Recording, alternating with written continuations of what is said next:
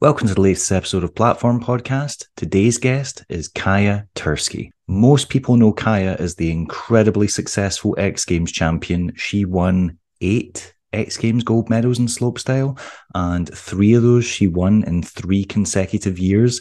She is one of the most dominant Winter X Games athletes of all time. She was unbelievable. She is also the first woman to land a switch 1080 in competition, and I'm pretty sure that record went unmatched for several years. But despite her amazing freestyle ski career, that is not what I want to talk about. Well, it is what I want to talk about as well, but there's other stuff I want to talk about too. I also want to talk about her rollerblading past. She was a incredibly gifted rollerblader before she turned her attention to skiing. She had sections in the D-Structure team video, who she was also sponsored by, which just featured loads of really technical handrail skating. Like, some might say the most technical handrail skating ever done by a female. On top of that, she also had a section in Brandon Negrete's video, Road to Nowhere, which came out around 2005, I think it was. And I think that was Brandon's second last video before he passed away. I think his last video was called Regardless. I don't think he had any other ones. And yeah, I would just love to know how she got involved in that. Again, the section is wild. It starts off with her taking so many hard slams, just getting absolutely pitched down sets of stairs, like splitting kinked handrails. Then once it gets into it, she's doing terrifying drop rails. She's skating some of California's most famous spots and just lacing the hell out of it. She does a fast slide down a steep, very steep stair rail. In fact, I'm pretty sure she's the only woman I ever remember seeing fast slide a street handrail. I might be wrong on that, but I don't remember ever seeing another woman do it. But yeah, Kaya is just an all-round, unbelievably good athlete. She was amazing on skis. She was amazing on skates. Her career got cut short just because she had terrible knee injuries. She blew out her knee a bunch of times and had to have reconstructive surgery a couple of times. She also had chronic headaches as a result of repeated falls and just, the trauma that you put your body through by doing such kind of extreme activities at such a high level. So she had to retire around 2017. So I'm also keen to know what she's getting up to now. Just basically what she's doing with her life after such incredible highs of being dominant in a sport for a considerable amount of years. I've tried to arrange this for ages. Kaya's been kind of hard to pin down because they just had the Winter X Games in, I want to say it was Aspen. I'm terrible remembering stuff like that. But she was a correspondent there. She was getting involved in commentary. Obviously, they want to hear from her because she was such a huge athlete in that sport. So yeah, great to finally track her down. Can't wait to speak to her. Before that, I just want to give a huge shout out to my Patreon supporters. They are listed on the screen now. If you want to join the Patreon, you can do so for as little as £3 a month. We also have these t-shirts available. I have these t-shirts available, which you can get off the website. It's £5 international postage. It's free if you're in the UK. Now that I'm done with my spiel, cue the music.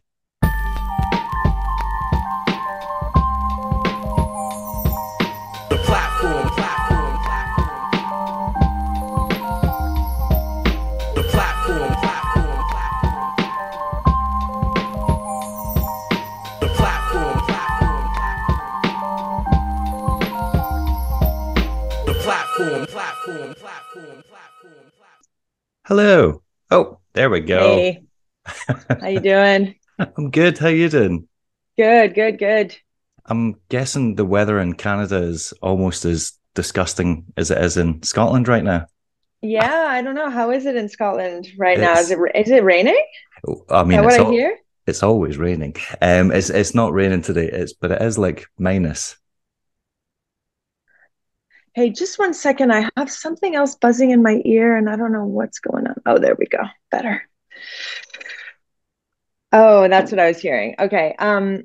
So here actually it's a beautiful day, but we've had a lot of snow, so it's a white world out here. Okay. So it depends what kind of weather you like. I Some was people I was love about to the say, snow. yeah, that'll suit you fine because I regularly talk to I don't know if you know the guys, Joey and Todd that do mushroom blading. No, I don't think so. They're Maybe. they're from, oh God, they're from like quite a kind of, they're from Kamloops, which is, I guess, Okay. kind of Yeah. quite out of the way. But yeah, they're basically like, it's not street skating season yet because yeah, they just keep getting. Yeah. Pounded on, I'm sure. Yeah. Here too. It's a long winter here in Montreal. So I was kind of wondering if I was ever going to be able to track you down. I feel like you're quite a busy woman.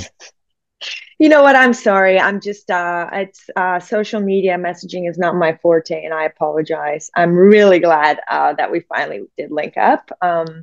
It's really a pleasure. So thank you for continuing to follow up until we lock this down, because Like that's on me. That was my bad, but I am very happy to be here. So thank you. I was like, maybe she just doesn't want to do this. No, like I'm just pestering her. But yeah. No, no, pestering appreciated. I'm just it's my weakness, if you will. Okay. So I saw that you were doing like correspondent work at the Winter X Games. Were you actually there or were you just doing it remotely? So actually wasn't the X Games. I've been doing some like judging and not judging, sorry, commentating, Yeah. like color analysis, which is like, like they take the athlete, the expert in the field, and I just kind of talk about the tricks, the mentality, all that stuff. And yeah, it's something I just started this year and kind of developing I guess, a relationship with the CBC, which is our like Canadian Broadcast Corporation. So it's like our national network here in Canada. Um, yeah, I've been a bit removed from the ski scene for a few years now, so it's nice to jump back in and get back in some form or another. I was like, there's no way they've not asked you before now to do that. Like they like you must have got offers to do that in the past. Yeah, not specifically that, but like other stuff, like judging. They've contacted me quite often, and I'd love to be a judge on the circuit. I think that'd be really cool.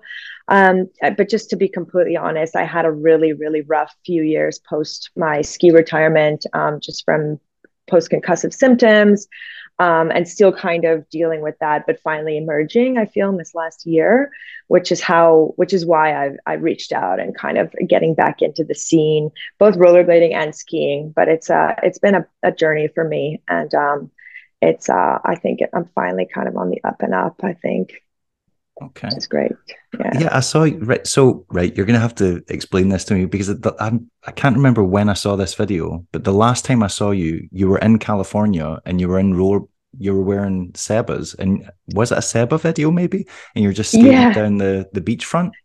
Yeah, Yeah. exactly. On the boardwalk. Yep.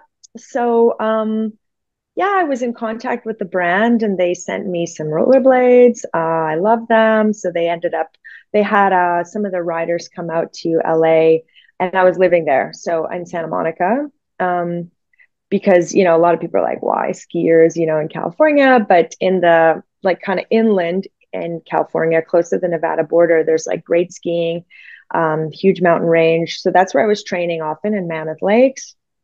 I had my home in Santa Monica.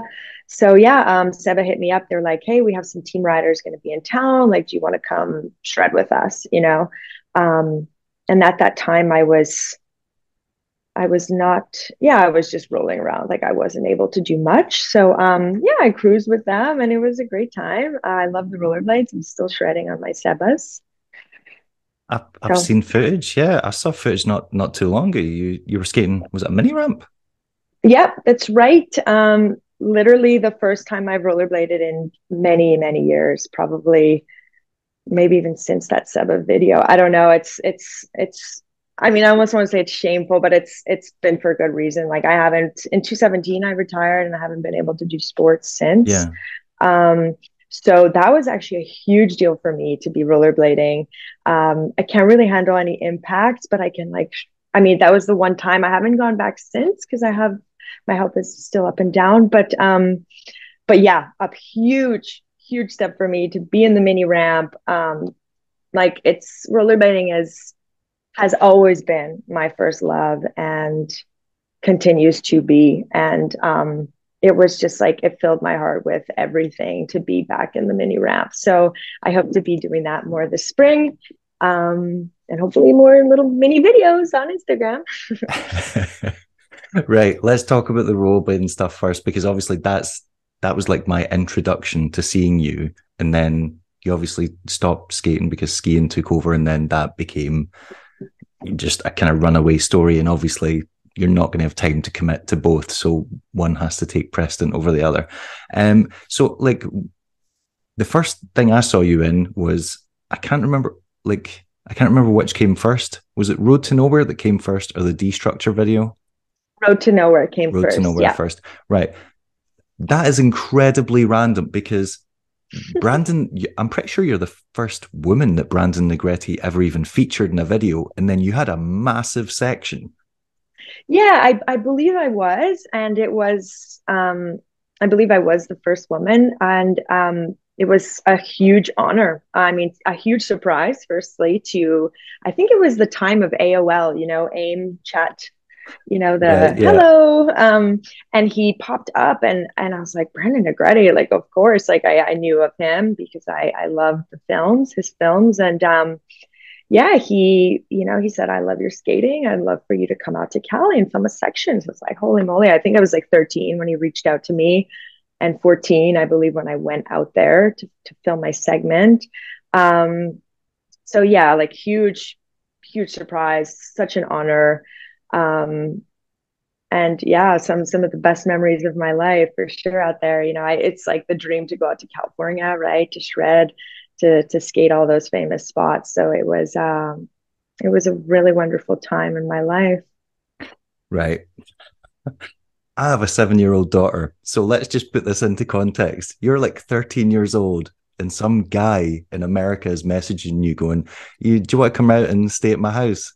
What did your parents say to all of this? It's crazy, isn't it? Like I actually I think of that often sometimes, like it comes up and I'm like, how did like, I flew out to Cali to do ASA World Championships. I was like 14 or 15, like just really young, really young. And of course, back then I was like, I'm so big and strong. I'm an adult, but like, of course, you're just a baby still. Um, I think my parents, I don't know, like my parents loved me and really cared for me, so it wasn't they weren't reckless. I think they just really, they trusted me. I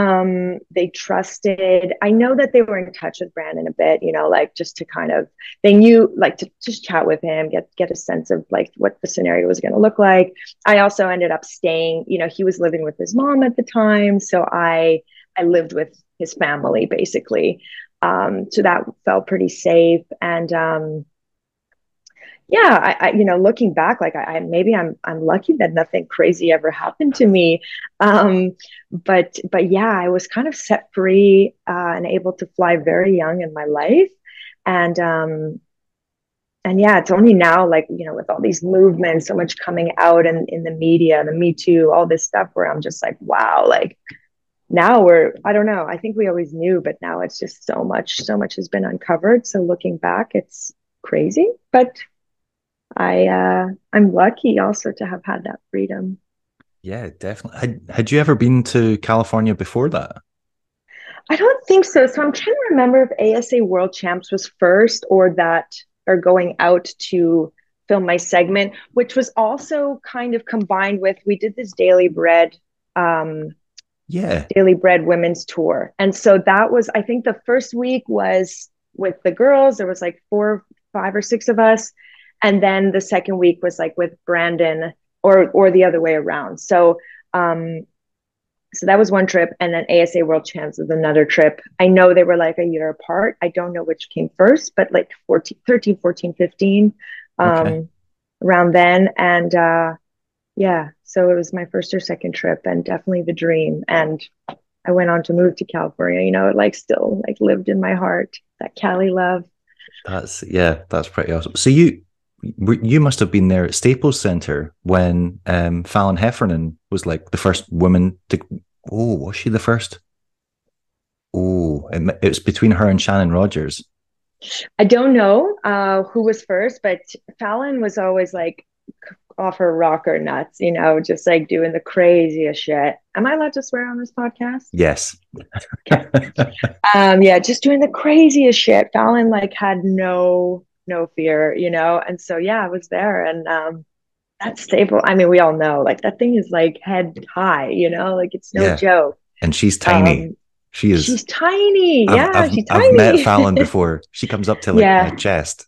totally. She's a small girl, and not only like short, but like small, and yeah, just no fear, just made out of steel. So that was pretty cool to witness.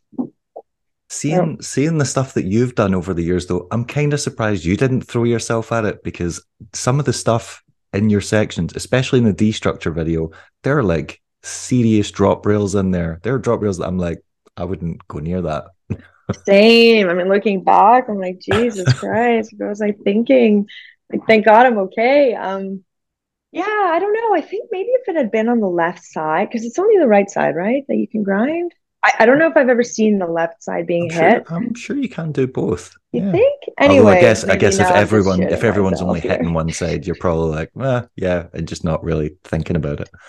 I guess no, look, in no way am I claiming like, oh, if it had been on left, I would have done it for sure. But I just know for sure doing it on the right, like my soul, I don't know. For me, like a back royale would have been maybe possible, but that's my other side and didn't happen. But yeah, some crazy drop rails. I think I really like drop rails because a lot of them are steep. I like steep things. I've I noticed never that. was Yeah.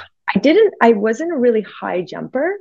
So that's probably why I stayed away from that ledge. But and so like, really steep things you can just like kind of cruise up to, and you don't have to jump too high. You just go for it.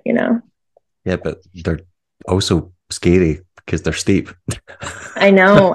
It's something like, I don't know, there's something like really psychologically like interesting about just like not having the option to fall. Like you cannot fall. There's no way. And so it's like, it's incredible how you just like it's life or death almost. And you're like, there's no possible way I can end up on that side. And you just don't. And it's like, I don't know, the human psyche is fascinating. I think I'm so fascinated by sports psychology. And I think sport, is heavily dictated by your psyche, your mind.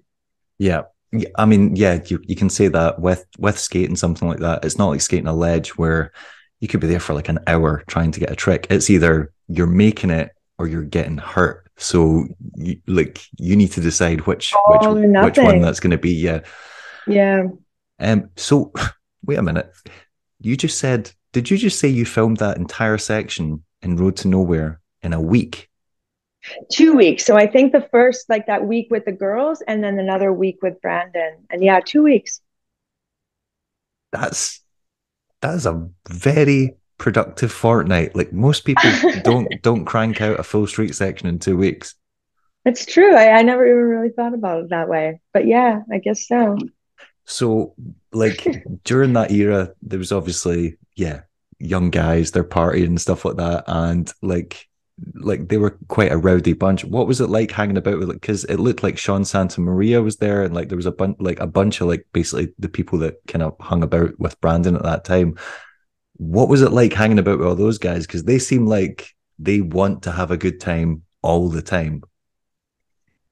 Yeah, it's funny. Like looking back, like for sure, people were partying, drinking a lot, probably smoking. I just, I think I'd always been around that, not necessarily like hanging out with like, or like always at parties and whatnot, but that's kind of the crowd you're around, and in that rollerblade world. But I must say, like, a little side note, I do think like being involved in a sport like roller or any sport at a young age, that kind of keeps you out of trouble. So I don't want to say like I was just around like a bunch of, drunkards and smokers. Like I think rollerblading kept me out of trouble, but I think that's like in the scene, in the freestyle scene, like that's a thing. Partying and hard partying is a thing. And so I don't think it shocked me, I don't remember being like feeling out of my element. I wasn't taking place, in that I'm sure I'd had drinks by then, but wasn't I don't recommend that to the listeners at a young age. And number two, I was so focused on what I was doing, like just extremely motivated to film a proper segment. So yeah, I don't know. I just don't remember. Like the guys were really, really kind to me. I remember, like, if I needed to get boosted over a fence or whatever, like they were like the first to come and help me, really supportive. If I needed a hand to like test a rail or anything, like just like everybody was like, I don't know, treated me, I think, like their little sister or something. And yeah, I felt very safe. I didn't feel out of my element at all. I would also imagine because you're younger as well and a woman, they would feel quite protective over you as well and be like, oh, like kind of like wanting to make sure you're okay or like looked after. Yeah. Like you said, like feel comfortable. Yeah, I think so. Like I don't remember feeling threatened at all. I felt very safe, very cared for, and it was just me and a bunch of dudes, but I was like, it just felt normal to me. And I felt, yeah, I think Brandon also like, yeah, he like took me under his wing, and made sure everything was right. And yeah, it was a great time. Well, you say it was a great time, but the first minute of that section is Oh God, horrendous. It is I know. so brutal. You take the worst slams. You get pitched down so many sets of stairs, it's unreal. You split a kink rail. I've split countless rails. I know how much it hurts as a guy. I can only imagine how much it hurts as a woman. That first minute, I was like, she is either really dumb or really tough because she is taking such a beating in this Yeah, section. maybe both, probably both. Um, yeah, you know what? That segment, I mean, I don't know that it haunts me. It haunts me internally. I don't like, I've never actually been told like it was too out of line or anything, but I don't know. My temper back in the day was like too much. Like looking back, I'm like, come on. Like I don't I think it's cool. It shows like that, like, yeah, I took a ton of bails and then like got back up and like laced the trick. Um, but I want people to know I'm not a crazy, angry, psycho person. I just want to clarify. Um, but yeah, some tough balls. And sometimes like when you're trying a trick over and over and like internally like you got it, like you get to a point, like your boiling point, snapping point. But I also want people to know I have worked on my temper and I'm not an angry person. Oh, I mean, like everyone, when you start getting beaten up, or if you just start missing stuff that you know you're capable of, like everyone reaches a point where they're like, nope, I've had enough. I'm going to lose my temper. Yeah, And that, like, that's I don't care how serene or calm you are, or how much yoga or whatever you've practiced. Everyone has a point, and once you thank you for breach that. that, Yes. it's that's yeah. There's no overcoming it. But then the section itself was what like that's I watched it again, like after we'd been in touch, and I was like, that could be some of the most technical female handrail skating still to this day. It still stacks up. You skate a lot of kink rails. There's like triple switch ups going on. You fast slide a rail, and I was like, I can't think of another section by a woman that has a street fast slide. Well, thank you. I really appreciate that. Yeah, it's like it's looking back. I mean, I just like I had such a blast. Like I was living my dream, and so like I was just like I was so ready to just skate hard and like try anything and everything I felt I was capable of and possibly not capable of. I was really pushing my limits, filming that segment. And yeah, like a lot of those tricks were kind of first ever for me too, like an alley fish brain, like never done on a rail and never since then actually again, like alley top horn, like all those were some of those were new tricks for me. Um, but yeah, like I mean, I appreciate like it's an honor that I think that some people, still to this day tell me like it's a really solid segment. And so yeah, like that's really cool. Like I love that I have this like, a little bit of history in rollerblading, having that segment filmed and and also like part of Brandon's legacy too, like that's an honor. And I hope I made him proud, and yeah, I'm just glad I was part of it all. Did you have like much contact with him after the video had finished? Because obviously, like, oh god, I can't remember when he passed away. It was like 2013, maybe 2014. Yeah, it was quite a few years later. Yeah, quite a few years later. I think we kept in touch for, 2 or 3 years afterwards, but then kind of faded, like here and there, saying hello, how are you? But I never saw him again. So yeah, those memories, they live inside of me, and I have, still a great, like, I can see him clearly, I can experience those memories clearly, and I think that's like a great gift. Definitely, yeah, yeah. Mm. I mean, that is just one of the main things. Just like remembering people as you enjoyed their company, not Yeah. not doing other things. Um, what so like as being that young, I don't know like how deep you were into rollerblading then, or if you were like a little skate rat or like had favorite skaters and stuff like that. Like you were in California, you were obviously like meeting pro skaters all the time. There's a scene with you at a house party with Mike Johnson, like one of the most iconic skaters of all time. Kaya Lopez is breaking glass with her ass. Kaya Lopez. I'm just Kaya from Canada. Blow. Break your glass. Break your shit. Were there any people you met that you were like, oh my God, that's so and so? Like, I love that person. That's like my favorite. That's one of my favorite skaters. Oh my God, I've just met that person. For sure, for sure. Many of them. It's funny. I was just telling you how I didn't party on that trip, and then like you bring up the Mike Murda Johnson scene, which is like, of course, that was the one I partied and got in some trouble. Actually, I think I don't know if Dan Busta was a photographer at the time in the rollerblade scene. He was Ryan Schute's, I think that's how you say his name, Schute, Yep. Ryan's roommate.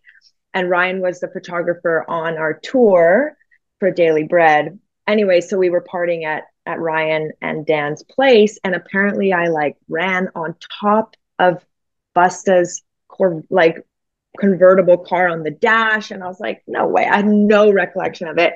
And they're like, no, your footprints were on the car. So I actually ran into Dan like 15 years later. Literally, he was shooting for Red Bull. And I was like, are you Dan Busta? And he's like, yeah. I'm like, oh my God, dude, like, I have to apologize. I ran on top of your car and you were very, very upset about it. Anyway, back up. Yes, there were a lot of guys I met and female women I met. I Oh mean, no first no of all, no no being no on no no! tour. Wait a minute! You don't get to side Oh, that. What did okay. Dan say when you reminded him? Because surely He laughed. He laughed and he there's no way he remembered. didn't know. Like if he's photographing for Red Bull, he knows like who you are. He knows that you Yeah. ended up becoming a huge success in skiing. So he knew who you were. I mean, I don't know if he knew who I was through skiing, but he definitely, I was like, it's Kaya. And he's like, he remembered me from rollerblading. And he remembered the incident because I brought it up, and he laughed and he's like, yeah, I remember. I'm like, I'm so sorry. Like, I mean, it's 2 decades late, but like, I'm sorry. Because yeah, apparently there was like irrefutable proof that I had done it. And looking at the videos, I guess I see that I was in a state where I may not have remembered that kind of scenario. So we laughed it off. The grudge he was not holding on any longer, which is nice. It was a relief I could apologize. But yeah, it was, I guess, a pretty fun party. Broke a window as well. Just really wreaked havoc on those guys. I'm so sorry. I'm not a rager, I promise. Really not. How how did you break a window? I don't know. I like backed up or something, and then this whole window shattered. And That's what that's that when clip Murda was is. like, Kaya breaking glass with her ass. And it's like, oh God, that stays with Right. me forever now. I did Yeah. wonder what that So was. I thought he meant like a drinking glass. Like no, a full right. window. A full window. You I had may or some may have night. not paid for that. Yeah, I had some night. Those guys, I'm like this stupid young kid on tour, like who's like, by the way, so shy. Like really didn't talk much on that tour because I'm like around like these like my heroes, these like legends. And then I get drunk and I'm just like, like, I don't know. let's not, like, that's, I guess, part of the legacy, but let's not focus too much on it. I mean, everyone does dumb stuff. It's Right. So Yeah. now I'll let you answer the question. Now we can answer the original question. Yes. So, yeah, I mean, like entering Brandon's world. Well, first going on this tour, right, with like Fab De Silva, who is like, whose hero is she not? You know, like it's like, or who's, yeah, does that make sense? Like, Yeah, she's that's right. everybody's hero, and yeah, like, I mean, the first half of the tour was like, I was just starstruck, like, oh my god, like I'm literally like shredding with Fab De Silva, like this is insane, you know. And of course the other girls, like all very talented, Fallon, Katie Ketchum, like really some strong talent. So that was a huge honor. And yeah, like I just remember meeting like Mike Johnson, Frankie, like Jeff Stockwell, like Chris Happy. Like actually when I was filming that second week with Brandon and just like living with him and filming, it was me and Chris Happy. Basically, like he was like testing out spots with me and like helping me. Like it was just like, holy moly, like Chris Happy, like, I mean, an idol, and still to this day, like he's just like, I mean, he's legend, right? And it was an honor. Like it was so cool to get to know him. He was super helpful, really, really kind, and yeah, to this day, like we're friends, you know. So it was yeah, crazy time. Like I can't really describe it, just like starstruck and in awe throughout the whole journey, really. And still looking at those guys, like they're like making this reemergence in the scene, and like it's incredible talent, you know. And I think looking back on my whole career, like skiing and rollerblading, I've been so lucky to be around some like insane talent, some some insane talent, legends. Yeah, a bunch. Yeah, a bunch of those guys are still, like Frankie still goes to events and still skates. It's and Jeff Stockwell still skates regularly, and obviously Chris is still going with like the Nitro circuits and stuff like that. Like those people have stood the test of time at a very high level. So yeah, stood the test of time. Like seriously, like some of these guys making a comeback. It's like they never even left. You know, it's crazy.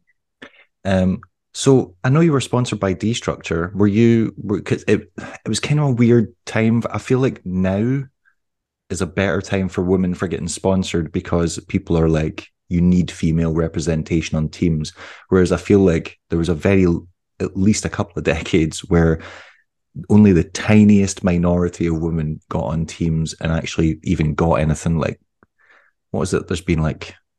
There was like 3 female pro skates in the space of 2 decades. It was like Tasha Hodgson, then Jenna Downing, and then it wasn't until much later on when Mary Munoz got one only recently.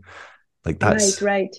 It's like really, really low. So like were you riding for any other companies, or was it even a possibility, or like, because you obviously had the talent? Thanks. Yeah, I was writing for D Structure, and I did in my rollerblade career ride for USD skates, and then I switched over to Razors. But otherwise, I think I had some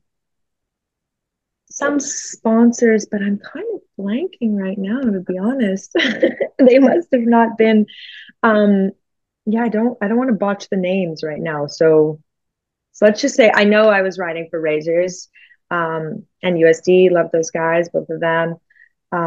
D Structure was like a great support, local support. So they were really helpful in like getting me out there, helping me film, getting me involved, like getting me in contact with a lot of different companies. So it was never like major sponsorships. I wasn't getting, you know, massive paychecks or anything, which is totally fine. But just like, yeah, love representing, and yeah, like kind of, I guess, still kind of low level sponsorships. Wasn't on any, I don't think, any like international teams, or I don't really know. I don't know how it was all broken down. I think kind of the way you just describe it, like kind of ambiguous. Yeah. That's the way it was, you know? Yeah, there seemed to be a lot of that. Yeah. So back home, were you living in Montreal then, or were you living somewhere else at the time, like when you were growing up? Yeah, I was born and raised here, so I'm Montreal. Um, and that's where I spent the bulk of my rollerblade days is Montreal, other than like my trips to California and other ASA events. ASA is like, it used to be, I don't think it exists anymore, but it's like that was like world championships and different like park events. So yeah, most of my rollerblading days were done here. We had a really dope skate park called Taz Yeah, that's what I was going to back say. I in the was about to say, day. were you the Taz, a Taz Yeah, skate Taz park local? days. Okay. Exactly. So on my fridge, actually, I have my first membership. I was 10 years old in 98. I joined the Taz. And like, that was like such a gift, you know, like the best. I mean, maybe I'm biased and my memory is maybe like, I don't know, maybe I've like, what's the word? Like I'm giving it too much credit, but to me, it's like still one of the best skate parks I've ever visited in my life. Like we were so blessed to have such a sick skate park with like foam pit and like all different sizes rails. Like you can really progress your skating, you know, and try different things. And also just like a really great rollerblade community, you know, regulars that would show up at Taz throughout the weekend. And we just like had such a great crew. And so that was definitely like where I picked up the bulk of like my skills, you know, that would take me on to my rollerblade, like street rollerblading, and then onto my skiing. Like um, that was such a gift to have the Taz here, and we still have Taz, to just to be clear, but it's a different venue. It's a bit of a different setup, but it's good. And yeah, I forgot what the question was. So back to you. Like back home in Montreal, because I was going to mention Taz because Taz obviously was home to people like Jonathan Bergeron, Jan Frenette, Nicky Adams. Like those Yep. guys were all like associated. Did you grow up like skating with any of them? I imagine you guys must have crossed paths if you're all in the same city. For sure, for sure. I knew John B pretty well, and I knew Nikki very well, I'd say. I like Matt Donald was also a really, really talented skater out of here. And Matt and Nikki were kind of like a small crew, or like homies. And then I was maybe on the peripheral of that. I traveled, like we would go to skate spots a lot together. And yeah, kind of wild times. Like Nikki is insane. Yeah, yes. um, but like nice guy, really nice guy, but just like wild, you know, crazy. John B too, actually, and Burnett also. Okay, all of them. But yeah, like I mean, you know, you progress when you're around like such strong talent, you know. So being at the skate park and then watching like Nikki and John and Matt, like just really, I mean, to this day, their skating holds up, you know. So I'm sure that that was a big part of my progression, was just being around skaters who were really, really good. And consistently at the park, I was consistently around them. So I definitely progressed in big part because of that. Also, you and Nikki kind of share something in common in that you both transferred over into snow sports because he won. Oh, I'm terrible with years, but like he won. I'm sure he won X Games in like 2003, and then 2004 at the Winter X Games, he got a bronze medal in. Oh God, what's it called? Snowblading or something, Skiboarding, right? snow. Yeah, I'm sure the snowblades, the sport little they call it. skis. They called it ski boarding, but I would refer to them as uh, snowblades. Yeah, Yeah, and that's how I but remember them. then so he won gold at the X Games. Then basically they kicked X Games out of rollerblading at the X Games, and I was like, well, that's bad luck if you're an amazing competition skater. And then he joins the Winter X Games, starts getting on the podium there, and then they drop that sport from the Winter X Games. He must have been thinking he was cursed. Yeah, I mean that's funny. Curse or lucky. Like I remember when as I was growing up rollerblading, I was like, my goal was like to go to the X Games rollerblading, you know. And then the first year that I was pro on like ASA pro on tour was the first year that they took X Games out. So it was like so devastating to me to have missed that window. Um, but yeah, Nikki, I mean, it's so talented, so incredibly able on anything, you know, any kind of wheels or device or whatever your sporting equipment, if you will. Um, So not surprising that he was able to transfer that. And I think like just from my own experience, I know that my rollerblading really, really helped as a base to transition me to skiing. You know, it's like, of course, you're using skis versus rollerblades, but like, you know, air awareness is air awareness, you know, and balance is balance. And you know, understanding transitions is it's all relative, like it's universal, you know. So, or no, yeah, it's universal, and so you just kind of apply it. So yeah, I think that's how Nikki was able to be so successful on, you know, ski blades, snow blades, whatever we call them. But yeah, obviously an incredibly talented athlete. So how did you make the transition from skating to then? Because it seemed like you picked up skiing and then very like within a relatively short space of time were competing in it. So what? Yeah, it was crazy actually how quickly that evolved. Was a surprise to me. I did like, so I, long story short, I skied when I was very, very little, kind of weekend warrior style, meaning like my parents would take me on the weekends. You know, I'd ski 1 or 2 days over the weekend, you know, but just skiing, cruising. Then around like 6, so maybe three, from like 3 to 6 or something like that. You know, the exact years I don't know. But then I remember thinking like snowboarding's way cooler. I want to snowboard. So they got me on the snowboard, did that for like 2 or 3 years, but never was like a, in the park really. Like I would do little jumps here and there. I always was gravitating towards that, but didn't develop my, you know, freestyle skills on snow until much later. So anyway, around like 10 years old, I joined the TAS, completely dropped snow sports, and just like, because I just fell in love. Like I was like, as soon as I, you know, dropped into my first quarter pipe, I was like, this is it for me. And just basically spent the rest of my, you know, my free time for the next decade or so. No, wait, less than a decade, but rollerblading. And so committed, like, and that was like I mentioned, like really my first love. Like I committed all my time and my thinking, my effort into rollerblading. I lived and breathed it really. And then around like when I was like 14, 15, that was like, I remember, so I was really I was into street skating, but I was also into competing like park on the circuit. And then I remember like that dwindled down to like one event a year, and which was like, you know, very little competing. And so I just remember like, I don't know, it kind of coincided with like my later high school years where like my social life was developing. And I just remember like skating becoming kind of less and less part of my life. Support from sponsors. And yeah, I don't know. I hate to, like, I don't know, looking back, I don't know exactly what happened, but it was just some kind of like natural evolution into more of like my high school social life, and still rollerblading, still loving it, just not doing it as seriously.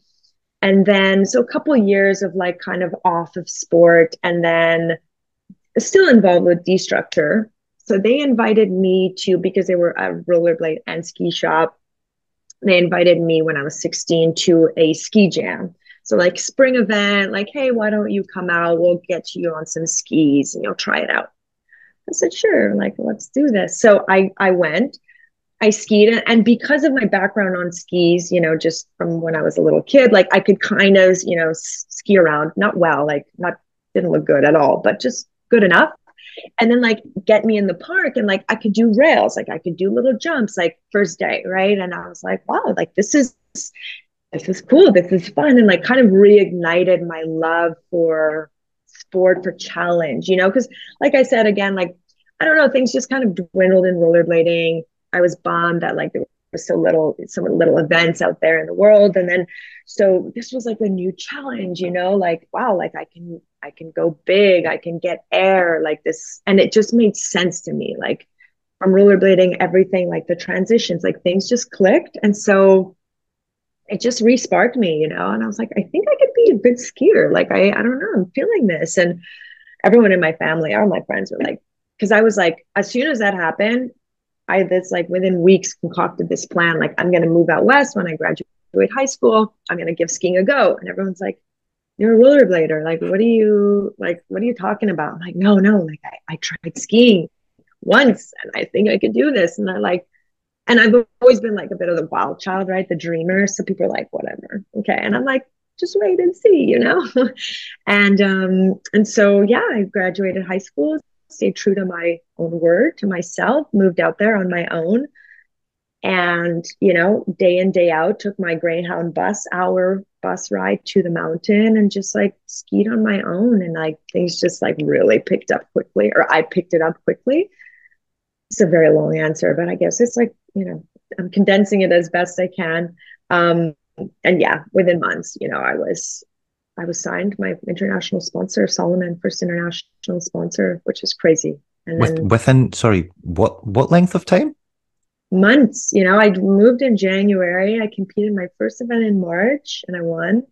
And then June, I think they signed me. I know it's crazy timing, but like I said, I don't know. I picked it up quickly. It was, I guess, meant to be or something, you know? Yeah. So yeah, it took me about 6 months to make it to pro level, which is crazy, but it's really all for rollerblading. You know, I owe it all to rollerblading. I know. Were the other women at these events being like, who the hell is the new girl? And why is she beating us? I think so. I think, yeah, I was the new kid on the scene, and definitely like, you know, many people hadn't heard of me because I was so new and it all happened so fast. And I was kind of known as like the rollerblader on the scene, you know, from the get-go, and still to this day, like, oh yeah, the rollerblader. Like, yes, that's right. So it stayed with me. Right.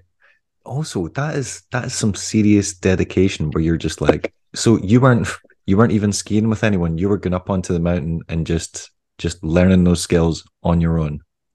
Yeah, crazy looking. Yeah, Lone Ranger. You know, I moved. The deal was I could go out there. I was 17 because we actually graduate a year before, like grade 11, not 12, I think. At least in North America, grade 12 is the standard. We're pretty much the same here, yeah. Okay. So 17, like very young, you know, and my mom was like, okay, you can move out there, but you have to live with, you know, my good friend Teresa, who lived an hour away from Whistler Mountain. So I was like, that's why I had to kind of haul my ass back and forth every day on the Greyhound bus. But yeah, like so dedicated, just on a mission, you know. So D-Structor had hooked me up with some skis, 2 pairs of skis. And yeah, I just went out there, bought myself, I worked at Subway, saved up like a few $1,000s and went out there and just, yeah, I met some people, you know, 2 or 3 months in, but I was on a mission, on a solo mission, day in, day out, just shredding and just like fueled by like the progression I was gaining on a daily. Like, wow, like I just did a cab 7, like switch. Sorry. So in skiing, switch is backwards. Yep. Unnatural, you know. Anyway, I was like doing like cab 7s, like, wow. Like, anyway, so just like totally just like so fueled on the daily on like what I was able to do that, yeah, on my own, just shredding, having a blast. As someone who only learned how to ski like 2 years ago after COVID, I can't even imagine the prospect of doing a fakie 720 on skis. Skis are so heavy, it is unbelievable. It's different. Compared to skates, it's you're different. Like, wow, yeah, I can barely lift my foot off the. I get it, but you know, skiing. I mean, snow sports. I find it's so. I mean, any sport is easier when you start young, but I think learning as an adult is quite a lot. It's a lot more difficult to pull off snowboarding and skiing. So I was really lucky that my parents taught me at a young age. You know, I didn't carry it through my teens, but I had that base, and I think that was really crucial also to my success. Yeah, like muscle memory is going to kick in, even if you didn't do it for many years. Like when you do it again, you're going to remember the feeling of it. You're going to, like, even if you're rusty at first, like there's going to be elements of it that you're like, oh, like I remember where to put my weight or my foot or whatever. Yeah. Yeah. So within months, you're winning competitions and getting sponsored by one of the biggest brands in snow sports. the amount of jealousy that must have been around other athletes, I can only imagine. It must have been like, cool. She's right. She's just going to take off and be amazing at this. I don't know. So at what point did it start being like major competitions? Because I'm assuming the first competition was just like a local event or whatever. Unless are you just entering national events straight away and just cleaning up? Kind of. So the first event was called the Vermont Open.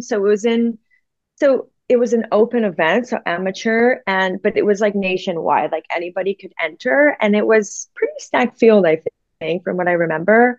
But it wasn't like X Games level, that's like that was invite only at the time, I think. It maybe still is. So it was, like mid-level, let's say. And then unfortunately, like the first 2 years of my career I was down and out. So Solomon signed me in June or July, my first event competing as a professional. Here we enter like two of the roughest years of my life. But basically, I was at an event in San Francisco. I kind of became infamous for this, or my crash was infamous. Anyway, it was, a big air event. So it's one big jump built on scaffolding in the Giant Stadium in San Francisco. Anyway, long story short, I had a really high impact crash. Hit so hard that like nothing like broke into me, but I hit so hard that my pancreas sliced in half over my spine. And so I chopped it in half, went into emergency surgery, was in the ICU and all, like really almost killed myself. First event ever as a pro skier. So I'm dead. Like I'm done for. Like I wake up, I'm like hooked up on all these machines and shit. I'm like, what the hell happened? Anyway, I didn't lose consciousness, but they had to drug me because I was coughing blood. Like they knew it was bad right away. So I think I would have preferred to lose consciousness. I would have too. That's the first thing they asked me is, well, one, did you keep your spleen? Because apparently the pancreas and the spleen have a lot to do with each other. And two, were you conscious? And like, yeah, I remember I was fully conscious. I just thought I'd broken my ribs, right? So winded. But then when I started coughing blood, like it was serious stuff. So that took me out for a year. I come back. And at that point, so I was like, I got really big into training and training to maintain my what's the word, like my ability, my agility in sport. But that only came later. So at that point in my life, like, because in the rollerblade scene, I don't really know how it is now, but like we kind of talked about, like it's more of like a party scene. It wasn't like about going to the gym and working out and being like super fit and strong and doing like exercises for your knees.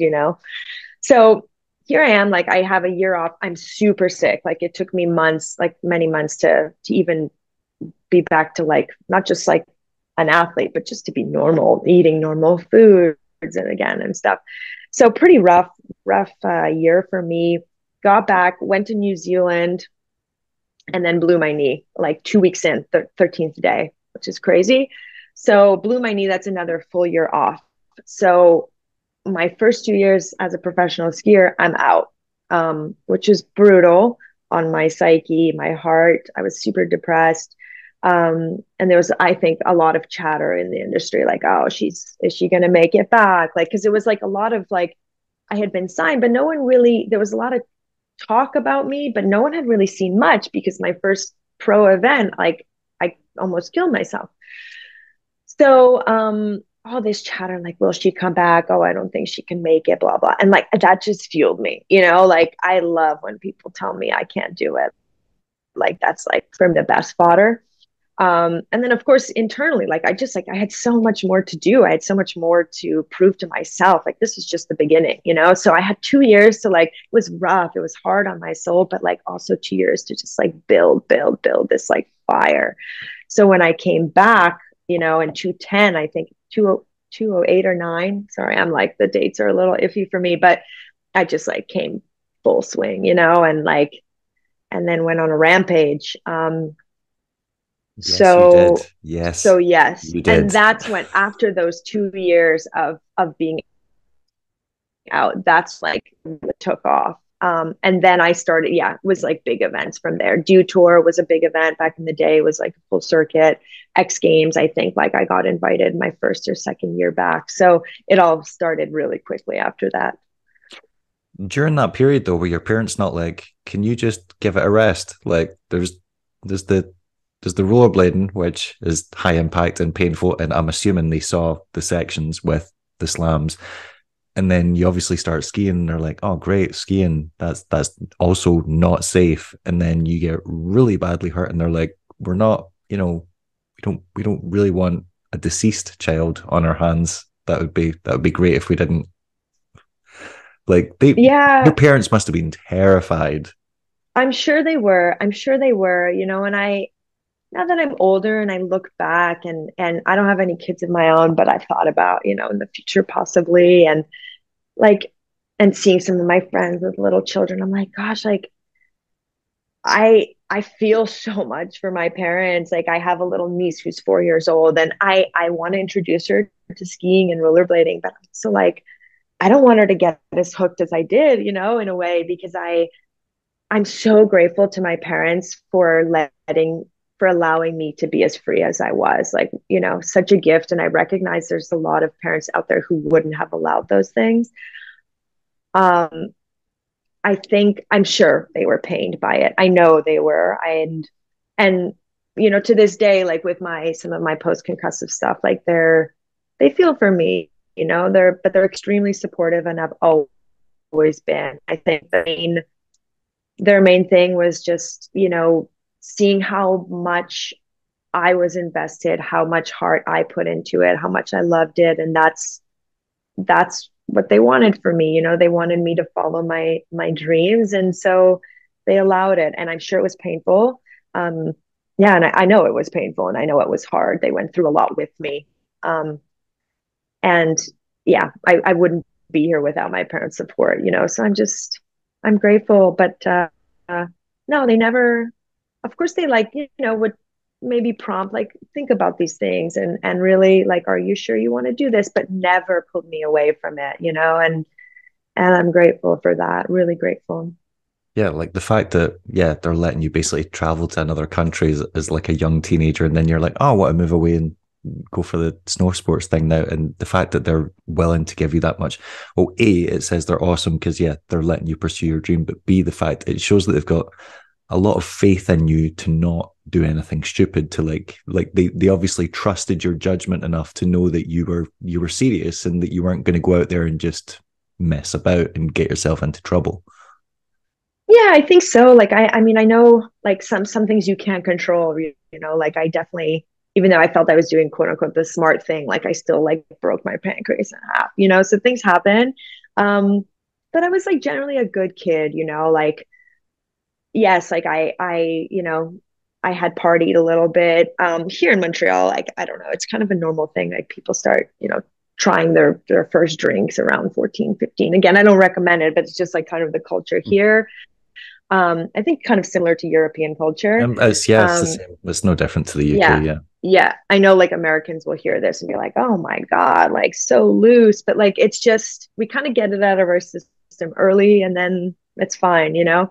But yeah, like bars, some like, you know, a few nights here and there, like partying with my friends. Like I was a good kid. Like I didn't really do I didn't do drugs. Like I made good grades. So like they trusted me, you know. I wasn't this, like, I was wild in the sense that I had these big grand visions and I wanted to try a lot of crazy things. You know, I was an adrenaline hunter, but I wasn't reckless. Like I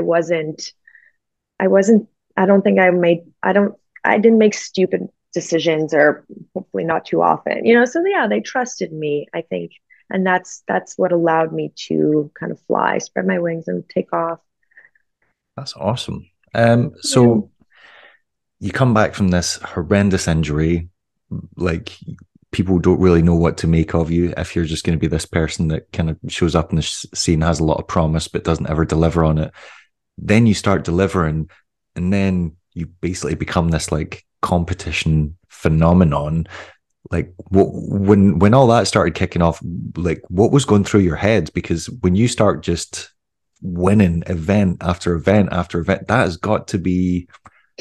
I have never won an event, so I have no idea what that meant, but it must be like, it must do some crazy things to your thought process or your ego or your, like, you must just be like, is this real life? What is happening? Yeah, I mean, it was like, it was the dream, it was my dream. It was, it was exactly where I wanted to be. I love to compete. I love, rolling up to, the start gate or the start line, whatever, and just, summoning myself and my abilities and like trying to perform when like, quote unquote, it matters most. I love that challenge. So, for me, sorry, that coffee was in the way. For me, it was like, it was everything I had dreamt of, to be among, the best and to be challenged in that way. So that's really where I thrived, and it was really a gift. So, and to be, I went through a lot of injuries throughout my career. So I was down and out a lot of the time, but when I was able to compete, there was no place I'd rather be in the world, and I could honestly, say that to myself. So I felt very grateful to be doing what I was doing. And I think like, because I loved it so much, I loved the sport, but I also loved competing so much. I think that was, a part of why I was successful, in the way that I was, it was really my element, and that's where I felt best. So, I guess, yeah, that's part of how I was able to do what I did. What was so obviously like you competed in rollerblading and then you're competing in skiing. Like what were the two like circuits like? Were there any comparisons, or was it like completely different in terms of, I don't know, the camaraderie or just like the atmosphere, or like what it was like? I feel like competitions might, like rollerblading competitions might have been slightly less intense because there was less at stake, perhaps. But yeah, you would know better than me. Yeah. So, I mean, when it comes to like stakes, or like, this is a smaller event than this, like, I think it's all relative, So, like, when you're competing, like, it's almost like life or death. Like, even if it's some like regional event or like international, it's like, because like you want to perform, everything's on the line, right? Quote unquote, everything's on the line. Like, so I wouldn't say that when I was competing in rollerblading, I thought, oh, this is lesser or anything. Like, to me, like when I'm competing, it's like, it's too intense, like it can get to a point of like, where it's like, okay, like back off a little bit. I can be really intense about it, really competitive. But, yeah, so in that sense, like they were pretty similar when I competed. Um, one of my downfalls in rollerblading straight up was just like my cardio. I still to this day have never been a cardio athlete. I hate training cardio. And so like doing park events like where you're skating for like a minute straight, like just burned me, killed me. It's just like the girls were much better at it than I. So in skiing, like that was a great thing to just have a slope take me down, don't have to push. That's one of the main differences. The camaraderie, I would say, was pretty similar actually. And that's something I really appreciate about both sports, is like rollerblading is such a small, intimate crew. And like you can get on a message board and like be like, hey, I'll be in Taipei next week or like wherever. And they'll be like, yeah, crash on my couch. Like, and I love that about rollerblading. I love that it's a really tight knit crew. And then I'd say in the first, I'd say skiing is similar, especially in my first half of my ski career, let's say. So I moved on to skiing, and like same, like small world, much bigger than rollerblading, but still relatively small. And that was cool. Like it was a group of girls like from all over the world, um, yeah, US, like Sweden, Norway, Australia, like just, people from all over the world. And we were just a tight knit crew. We would travel the world, room with each other, and yeah, it was just really, really sweet, like a really cool girl group. Later on, things kind of changed because of Olympics. Now the sport's very, very different. It's much more segregated, separated into like national teams. Yeah. And so it's not exactly the same now. But when I started, it was similar in terms of camaraderie. Yeah, I don't know. I think that, competing to me is competing. Like I'm going to bring it all, So I'd say it was pretty similar. All right. I have very lengthy answers. I apologize. That's I'm a bit of a talker, lengthy answers are good answers. Nothing wrong with that. No, because All right. there was a video, I can't, it was so long ago, but there was a video I watched of you where you were talking about yourself like during your pro career, and you referred to yourself as like quite like stoic and serious and quite like, I don't know, like tough or hard or something. And I was wondering if that was the opinion you had of yourself, or is it if that's like the opinion that you thought the community and your like fellow competitors had of you. I think I'm not exactly sure exactly what you're referring to, but for sure, I think it's more the way people viewed me. I generally I had a black mask on most of the time. I didn't like, I don't know. It was a very private thing for me, like competing, like it was very internal, and I didn't really like to expose that to the world. I liked kind of, for lack of a better word, I liked hiding behind the mask. It was like, yeah, I don't know really how to explain it. And I think quite quiet too, especially earlier on in my career and definitely during my rollerblade days, like super, super shy. And I think even in rollerblading, I'd heard that like I could come off as like kind of bitchy or as a bitch just because I didn't really talk much.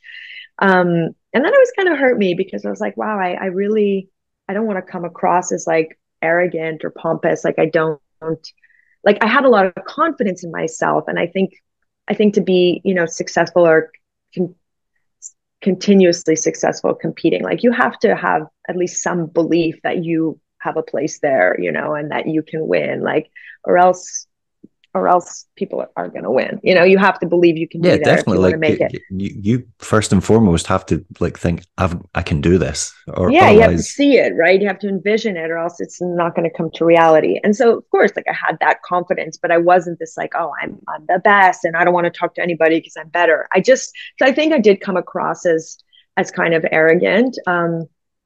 And for sure, like, the black mask, the quietness probably didn't help much, but that's my process. That's the way I am. And also, yes, very intense in the start gate. So like kind of known, like, don't approach me in the start gate, please. yeah Even like my coaches, I like my space. I like my zone. Very nervous too, though, in the start gate, like also just like a complete nutcase, like, so better to stay away from me. So yeah, kind of scattered, but I definitely wasn't this like, oh, I have it all together. If people thought of me in that way, then that's flawed, or that's, yeah, I don't know, I guess you could say flawed. Like that's not the way I was feeling internally, like, oh yeah, I got this and I'm the best in the world, and like more like, oh my God, I'm fucking freaking out and I'm glad no one can see it because I'm behind my mask. Like that's more what the I would process, assume. I'd assume you're having this like internal battle and you're like, don't fucking talk to me or I'm not going to be able to concentrate and I'm going to eat shit on this run. Like just leave me alone. Otherwise my mind. Sure. Yeah. For sure. Yeah. Oh yeah. Like my limbs would be like, I almost going numb. Like I was so nervous. So I'm sure, yeah, that maybe people maybe saw the quiet as like arrogant, but I was just like out of my mind nervous.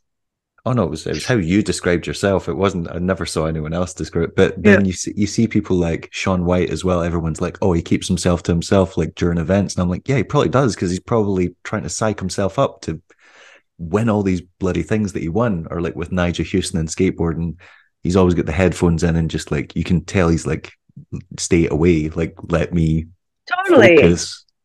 Totally. I want to win this. So yeah. Yeah. I mean, it's serious. It's serious business. When you're there, you're out there, like you want to do your best. You want to perform your best. And so like everybody has a different process, right? So some people like are very chatty. Some people want to be around their friends, and some people like really remove themselves and zone in. And I was definitely more like that. So yeah, people will always have differing opinions on, on your process, and that's fine too. What was it like having coaches, and like what is how does it work with them? Because obviously, like, are they suggesting tricks or dictating tricks that you should be learning or guiding you on runs? Like, I'm curious to know how hands-on they are, or are they just there as like a form of support? Like, how does that system work? Because obviously we don't have that in rollerblading. You go go rogue. Yeah. Well, so, it's funny you mentioned that because I definitely like I grew up rollerblading, right? And so coming into skiing, like that was always my approach, like whatever, quote unquote, go rogue, right? Like just like feel the trick. Can you visualize it? Can you feel it? Like, yes, okay, try it out, that was always my process. I was never coached. I was never taught um, as a rollerblader or skier. And so when skiing was getting into the Olympics, that's when all these national teams are formed around the world, right? Before that, we didn't have teams. And that was about midway through my career. And by then, I was lucky to have already had like kind of established myself, had a lot of success in terms of competing. And so, what was cool about Team Canada, I can't speak to other nations and other coaches, but at least for me, I remember them sitting, down with every athlete individually and being like, okay, how do you see this working? Like, what's your process? And I was just basically like, and I didn't want to like it wasn't meant to be unkind or not open or not receptive, but I was just like, I have my process. Like I train out of Mammoth, which is not in Canada. um I have my process. Like I know what works. I've already had a lot of success in my career, and like I don't necessarily feel that I want to be coached. Like I don't even know how to be coached. I don't know how to, like, I've never had that. And some kids, or a lot of people, it's the other way around, right? Like they grew up with coaches and they don't know how to try a trick without being told. And so that was kind of the array of Team Canada. There was me on one end who was like very much, they basically let me do my own thing. They didn't actually require me to go to any training camps, and I went to very little because I was on my own program. I just really like to be the lone wolf, doing my own thing. And I had the luxury of doing that, which I'm really grateful to Team Canada for allowing me. And then you had on the other end of the spectrum, like an athlete who was like, yeah, grew up like basically from the day she started skiing was always coached and like wouldn't try anything without our coach being like, okay, now you're going to do the 7, now the 9, like complete different styles of coaching. And that's cool. Like that there was 2 coaches on the team, and they kind of were pretty flexible. So, so yeah, there was no like one way for me. They allowed me to do it. And I didn't want to be coached. And if anything, they like would help me with speeds. Okay, how's jump 3? What's the wind? Can you walkie talkie or radio, whatever, to jump 3? Tell me what the speed's like. That's the kind of stuff I used their coaching for, but not really for tricks. No. Right. For like, yeah, basically like technical help or like guidance and stuff like that. Yeah. Cause I Yeah. was one, because the way you describe it with people with a coach, that makes sense, because if you start off like getting ski lessons and stuff, you just assume that that's like the way, like the safest way to learn. Like, oh, they won't let me progress to the next stage until they think I'm ready for it. Whereas if you come from an an extreme sports background, you have this kind of reckless attitude in your head where you're like, well, I know that my body can do this, and I feel like that's just within reach. And I've never landed this, but I know that if I just like huck myself and like just commit to it, I've got a good chance. Whereas if you've always had coaches, that thought process is not, you don't take those unnecessary risks. Totally. That's exactly it. You don't, well, and you don't even develop that way of like really thinking. You're just like, everything is dictated by somebody else, where it's like, for me, I mean, I don't want to say it's a nightmare, but like, I just like, I ultimately trust me, I trust myself. I trust my vision, and so not having grown up with someone else telling me how and when to do things, like it was very hard to kind of try to implement that, or I didn't want to implement that. It just wasn't the way I operated. And yeah, I was lucky that they kind of let me roam free, which was a gift. So I watched Where was it this year? Was it Aspen? Where they did? Yep, Was it X so Games every this year? year, yeah. Yeah, I watched it this year for the first time because I finally started skiing and now like have a vague understanding of some of the terminology.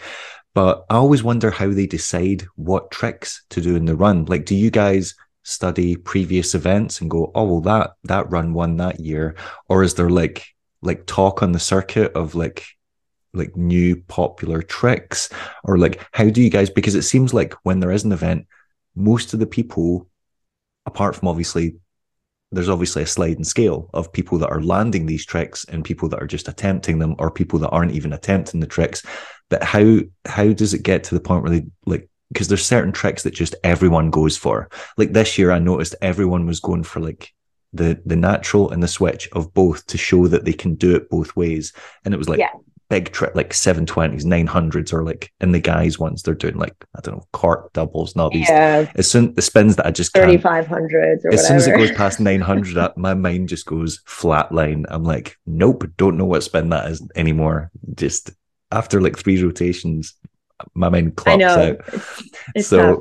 like how did you guys decide on the tour? Oh, like or you even, you're like, right, if I want to win X Games this year, my run has to have these tricks in it. Yeah, so I mean it's a good question and it's kind of tough to answer. So there's a baseline. So I guess any event these days, any event these days, like there's a baseline. You know that you have to spin both ways. That's a given. If you're only spinning one way, you're done for. So like spinning left and right is absolutely imperative. Taking off both forward and backwards is imperative. So already there you have like, you only have a set of tricks that will fit into that. You want to be spinning both onto rails and off of rails. And ideally, if you can do it both ways, that's a bonus. So that already kind of like, that starts to really craft the tricks.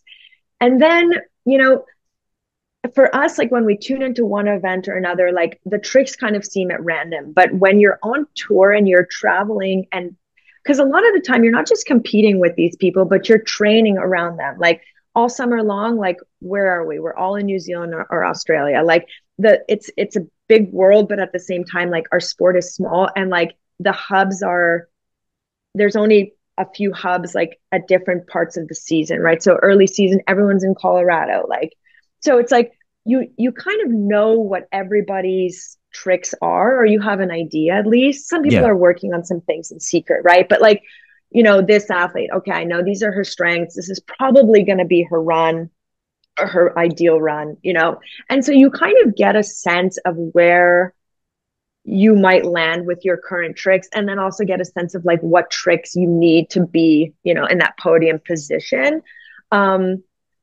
So like, look, if everybody has a double cork 10, like you need a double cork, like, or else you're not going to play. So like, that's where you want to put your efforts. Like, okay, if people have both left and right double corks, like that's what you need too. So you get a pretty good sense of what you need to do by just looking at the field. And then you also, because you train with these people, you get a really good sense of the run that they're going to put together. That's also where coaches come into play too. Like there's one coach usually in the start gate and one on course. So they can tell you like, oh, this athlete, because you get like 3 or 4 training days before the actual event, right? So, okay, so like Sarah or whoever is doing, this trick on that jump. Okay. And so you kind of get an idea. And it's not as random as you might think. Like it's quite, it narrows it down a lot, and you kind of get a strong sense of what you need to do to contend. Oh no! At no point did I think it was random. I definitely knew there was a structure to it. I just wondered if it was like in rollerblading, because we obviously have trends, and like there's like during your era, it was like the most tricks you can do down a handrail. Like how many switch ups can you fit in? Can you spin in? Can you spin out? And now it's gone the other way, and now everyone's like, it can only be 1 or 2 tricks maximum, and it has to be as clean and as dialed as possible. There's no waving arms. There's no lifting your foot up when you come. You have to lock on perfect. You have to land perfect. Everything has to be laced. Whereas back in your era, it was like cram in as much as you can and survive. Totally. I see what you mean. Yeah. So, So same in skiing. Like I think it's gone in waves, you know, different trends, like you said. And yeah, it's constant, you know, back and forth and kind of, yeah, back and forth between like progression, but it has to be clean. That's something that actually stands and will, I think, always stand true in competing like at the highest level in skiing. Is like it has to be well done. Like if you put down a hand, it's not you're done, you're toast, but like it really hurts you. You know, you really want to be executing your tricks as well as possible. No flailing, no touchdowns, you know, no sit downs, no losing a ski, obviously. So basically, yeah, the rule is kind of like do the best, or yeah, do the best that you can, or do the hardest tricks you can that you can pull off well, you know, like don't go. I mean, there will still be some kind of rogue athletes who are like, well, pull out this triple cork. Oh my God. But then like can't do a proper 360, you know? So it has to be this kind of complete package, like make it look really good, technical. Yeah. And land it solid. It has to be solid. No reverts, nothing like that. Like those kinds of things are just unacceptable in skiing. Oh, like switching. Oh, so switching back around from a stance after landing off a Yeah, spin. yeah. You So have you to like land basically switch, ride it or out. you land, yeah, you land backwards. You got to go in backwards into that next feature. There's no reverts. That's pretty That's funny. like Right. that's a golden rule. Yeah, yeah. That's yeah, it's different. Okay. So there was an adjustment, you know, going into skiing, but That's yeah, because there was a movement for a while in rollerblading where it was like stay fakey. If you come off a trick fakey, you need to ride out the fakey. You can't just like come back round to forward straight away. right. Otherwise, yeah. Yeah. It's not as legit, right? Yeah. Yeah. Got you. Okay. So but you say that, but then you obviously landed a trick that no one else had done when it was like what was it? The right. I'm Switch gonna try. 1080. It was a switch. So that's a right in my language, that's a fakey 1080. Yes, Like going exactly. backwards, yeah. Fake 1080. Yeah. And you were the first one to do it in competition in like what was it like 2010 or 11 or something like that? Yeah. 212, I think. 2012. I'm Yeah. getting there earlier than you. So like And I touched a hand. yeah, but I feel like when you're pushing the boundaries of the sport, there's certain things that you get away with because it's like you're pushing the envelope. So if you're the first one to do it, it doesn't have to be flawless because you're setting a new benchmark. Yes, yes, exactly. Yeah, so it's this kind of, yeah, kind of finding that line between like progression and then yeah, there is an allowance, a small allowance for like, you know, it not being executed perfectly, but yes, you've just like set a new precedent basically. You've like pushed the limits and now there's like this is the new standard, you know? And so for sure like, you know, most of the time or a lot of the time when people are performing and landing a trick for the first time, it's not flawless, and so judges recognize that. I guess like where like if I had put a hand down on like a standard trick, forget it. Like that would probably take me off of podium. But because it was like a never be done before trick, like a hand down was okay. So yeah, it's like, I mean, it's discretionary too. Like it's never this perfect science, right? When it's a judged sport, there's always controversy. There's always going to be people who are like, who bend one way or the other, you know, like towards like progression and you know execution, right? And it's just always this like back and forth, but I guess yeah, it's just about trying to keep that balance and trying to keep consistent with the judging, which I've heard is very very tough, you know. And so if I ever judge, like I know it's not easy, but yeah. I can just imagine like the other women that year being like, oh great, 900s aren't enough now. Brilliant. Yeah, Cool. yeah, Cool. yeah. Yeah, right. They're like, cool, Well, I need to go back. fun. I need to go back to the trampoline and learn an additional 180. And then I need to get the skis on. Then I need to learn it on that as well. Yeah, no, I mean it's tough. It can be tough, but it's also like gives you that motivation, you know, like damn, like she just landed like switch double 12, like okay, like I got to get to work now, you know. It's good. It's good motivation. Also, Fodder. like in addition to winning all these medals, you know that you pushed the sport because you literally introduced that to competition. Like that wasn't landed in competition before you came along. And how long, like I can never keep up with the spins, even though I watched the event. Like how long was it until someone else landed it like another woman landed it. Has another woman landed it in competition? Yeah, for sure. Yeah. Now it's a pretty, I don't know if it's standard, but it's like pretty, there's quite a few women who can do it now. I don't think it was very long, maybe months even. I think I Okay. think Katie Summerhays, a UK athlete, British athlete. I don't know if you've heard her name, but Then that name does sound familiar. Yeah. yeah. So I think she did it that year even. I mean, it's crazy. Like it's like the what is it, the 4 minute mile or whatever it's called. It's not a 4 minute mile, but you I, know what I mean? I Like know what you someone mean. Yeah. does Yeah. it, I'm totally botching that, and I'm so sorry Yeah, to all the like runners, but everyone's like, that's not possible, and then someone does it, and then all of a sudden it starts trickling in, and just more and more people start doing it which because, is which is crazy, which is like has actually always captivated me and fascinated me, and something I've wanted to move into post my ski career is like getting into sports psychology, because like that's crazy. Like all of a sudden someone does it, and something that's like been thought of as impossible is like all of a sudden not a piece of cake, but like tons of people can start doing it. It's like, I mean, if that's not proof of like how mental this stuff is like, then what is, to me, it's fascinating. So yeah, it's almost like you unlock the door, and all of a sudden people can enter, and now people are doing switch tens or fakie tens yeah, all over the yeah. place. So you're riding for Salomon.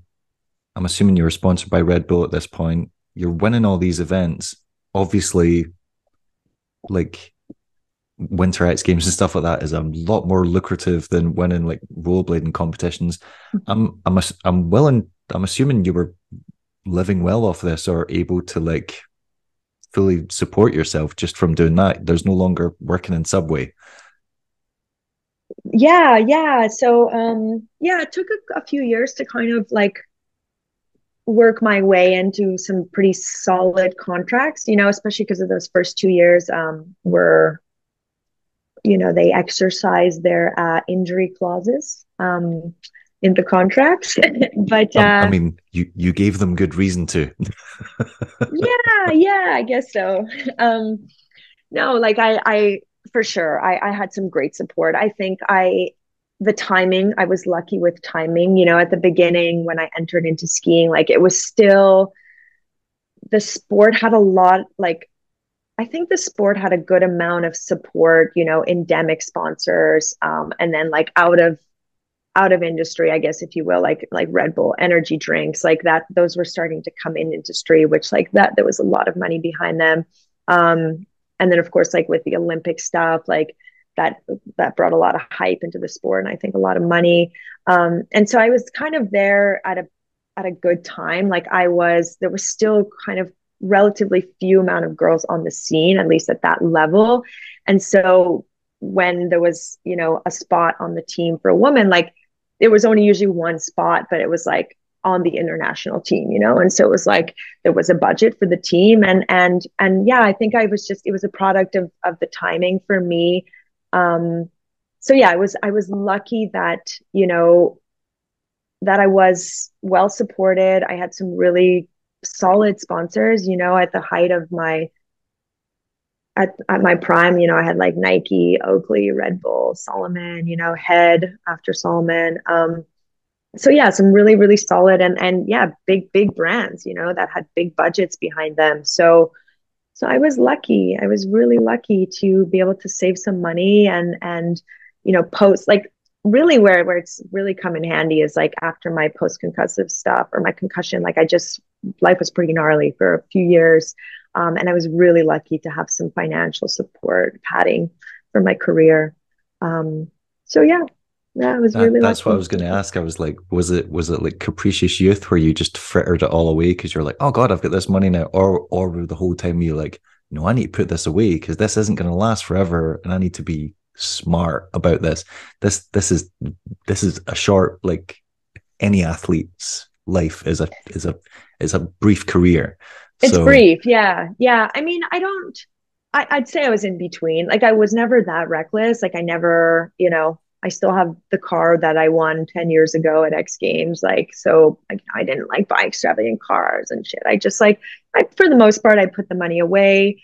You know, you recognize it's not forever, like you said. And yeah, I'm also lucky that I had like, you know, smart parents who were like, you know, help guiding me. And Yeah. I had some, you know, you also run into some jackasses who don't steer you the right way when you're young. But no, for the most part, I had some really good guidance and Right. made some good decisions. Yeah.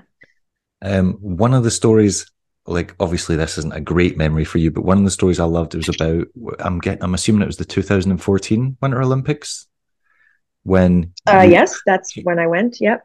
you basically had reconstructive surgery like months before the event, and shouldn't, like, I mean, I don't think, from the sounds of things, it didn't sound like people thought you were Hey, even going hold to be on, able. it's chopping. Oh, oh, there we go. Hey, I'm sorry I lost you, and I lost you basically right after you said I think it was in 2014 Olympics. Yeah, so I heard the story of basically you had another. It sounded like you were just plagued with knee injuries. You blew your knee out again, had surgery, and it's. I'm not quite clear on the timeline, but it sounded like you had surgery within months leading up to the Olympics. Somehow managed to get yourself back into like competitive state, which sounds like phenomenal, either will of effort or just like superhuman willingness to train and do rehab. And yeah, like like obviously, like it didn't go well at the Olympics, but the fact that you were even able to make it there and compete is miraculous. What was that like? Yeah. Oh my gosh. Oh God. I mean, the year leading into the Olympics was not a great year. You know, competitively, I had done very well in 2013, um, but was struggling internally. And then that summer, you know, I had luckily Team Canada had this like this clause where you could, if you won world champs or like won a certain event, you could like clinch your spot, grab your spot for the Olympics like in advance. So luckily I had done that, because without that I wouldn't have been able to go to the Olympics. But then that summer training in Mount Hood. So long story short, I'd already been like, yeah, I'd just been in rough shape, and I was just weak, and I blew my knee out on like pretty standard trick, and so kind of the golden rule or the golden timing, that's known for ACL. So ACL reconstruction. ACL is like that main ligament in the knee. When you blow your knee out, that's usually the ACL you're blowing out. Anyway, the general rule is like 6 months. 6 months before you post surgery, before you can like start to just ski, cruise, right? Not jump, but just like get back on skis. And I blew my knee, you know, the timing is crazy, but literally 6 months to the day before the Olympics, the day we were going to compete. So it was like, how do I get this done? Like, I don't have enough time. There's just physically not enough time for the ligament to, because it takes, the reason these injuries take so long to heal is because there's not much blood flow to the ligament. Bones heal much, much faster, but ligaments, like they just take time to set onto the bone. And that's months and months and months. So it was like, at first glance, it was like just impossible. The timing was not going to be possible. Of course, you don't get surgery that same day either. You need to get the MRI, all this shit. So anyway, of course, like I'm on it day one, like, okay, what do I need to do? First I get my ass back to Canada. Then I go see a doctor who's like, no way, this can be done. I won't do it. I won't try the surgery because you won't make it. It's okay. Well, I'm not going to go with this doctor because he's not telling me what I want to hear. And well, also like, yeah, next in a way, like if this is possible, I want to try to find the person, find the doctor. And so reach out to Dr. Litchfield, who was at the time, and maybe still is, the alpine skiing, so racing doctor, knee doctor, orthopedic surgeon. And he said, okay, look, this isn't what I usually do. So traditional grafts are either from a cadaver, from your hamstring or your patellar tendon. Three different avenues. And then there's like this fourth kind of nobody's really doing it, or only a few people are trying it, but it's really cutting edge. And it's called the Lars ligament. It's a rubber ligament. So it's synthetic. It's not borrowing from another human body. It's like completely synthetic. But those are known to not last long. It's like a rubber band. Over time, you keep stretching it, it's gonna loosen, right? So Dr. Litchfield, what he said is, I don't know if this is gonna work. I've never done this before, but I'm going to take a Lars ligament. I'm going to intertwine that with a cadaver, and I'm going to put that in your knee, and let's just see how it goes. So I said, okay, well, this is my best shot. Let's go. So he operates. So the idea was that in the short term, because the rubber one, because it doesn't need that blood flow, and over time, you just basically nail it to, the top and bottom sections of the leg, and it should be ready to go. So the idea was the Lars would carry me into the Olympics, and then the cadaver would be like the longevity of the knee, graft in the long term. So was crazy. I mean, incredible amount of rehab, just basically lived and breathed at the gym. And yeah, 4 months post-op, I was skiing again. And then 5 months post-op, I was competing at X Games, and I won, which was crazy. A lot of people, I mean, it was just, it was crazy that I was like able to compete and win at X Games after 5 months. Yeah, and then you must have came back and they were like, she's got no chance. It was, I mean, to me, it was like, what the hell? Like, it was just unreal, right? So yeah, 5 months post-op, I was competing at X. 5.5 months to the day I was at the Olympics competing. And yeah, that obviously blew up. I mean, it was rough go. I dislocated my shoulder. I think I blew my knee again, or definitely hindered it, because that summer I needed to get surgery again after the Olympics. But that's another story. But yeah, crazy rehab. If anybody has any knee questions, I've had 4 reconstructions, and I'm happy to chat about it. Hit me up. That's what I mean. Like, see, when they start stacking up like that, and you're just having like reconstructive surgery after is that not like in your head, where you're not like, God, like how much more is my body going to be able to take of this? I mean, in a way, it goes both ways, like you're kind of tapped out, but at the same time, you've like done it before, and it's kind of like, oh, like the first knee surgery was brutal, right? Because you don't know what to expect. There's tons of ups and downs. The downs are super scary. You're scared you're not going to recover. But then once you've done it, you're like, okay, been there, done that. Like, yeah, it's a long rehab, but I know what I'm in for. So yeah, it cuts both ways. Like it gets tiring, but at the same time, you know how to handle it, Okay. And then you were obviously, you managed to get back and were in like training for the next Olympics, but then it seemed like that's when you started having the reoccurring, was it, I don't want to put words in your mouth and get it wrong, but I'm assuming like you said, like crippling headaches, or like chronic headaches. Yeah, chronic headaches. So they actually started like really early on, but just like daily, chronic, nonstop, every hour of every day. But I just I fought through, I pushed through, and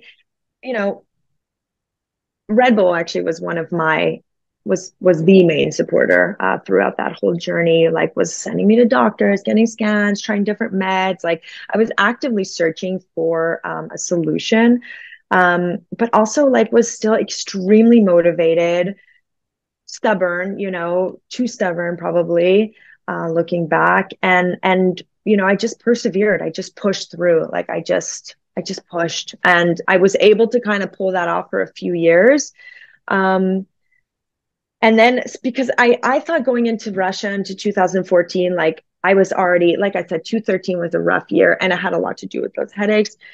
And I thought, I'm done after 2014. I'm retiring. I can't do this anymore. And I think because it didn't go well, it didn't go the way I had hoped and planned.